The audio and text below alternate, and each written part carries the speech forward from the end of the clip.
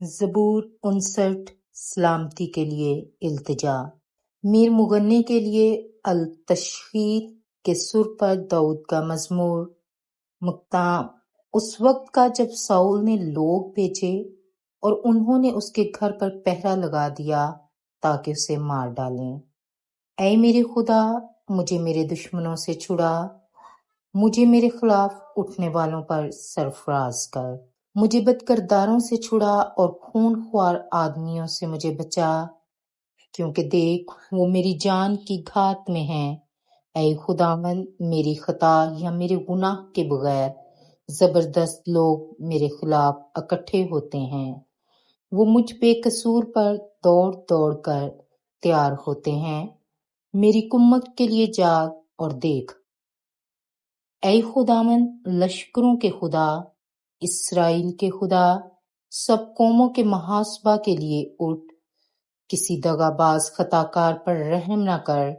وہ شام کو لوٹتے اور کتے کی طرح بھونکتے ہیں اور شہر کے گرد پھرتے ہیں۔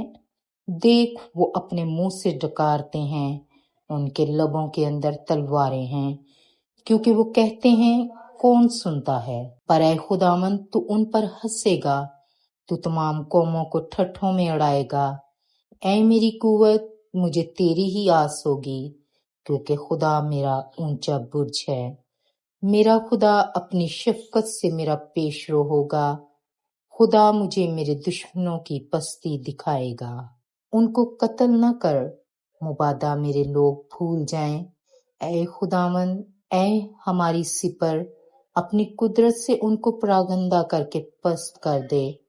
وہ اپنے منہ کے گناہ اور اپنے ہونٹوں کی باتوں اور اپنی لان تان اور جھوٹ بولنے کے باعث اپنے غرور میں پکڑے جائیں۔ قہر میں ان کو فنا کر دے تاکہ وہ نابود ہو جائیں، اور وہ زمین کی انتہا تک جان لیں کہ خدا یعقوب پر حکمران ہے۔ پھر شام کو وہ لوٹیں اور کتے کی طرح بھونکیں اور شہر کے گرد پھریں۔ وہ کھانے کی تلاش میں مارے مارے پھریں، اور اگر آسودہ نہ ہوں تو ساری رات ٹھہرے رہیں۔ لیکن میں تیری قدرت کا گیت گاؤں گا، بلکہ صبح کو بلند آواز سے تیری شفقت کا گیت گاؤں گا، کیونکہ تو میرا اونچا برج ہے اور میری مصیبت کے دن میرا پناہ گاہ۔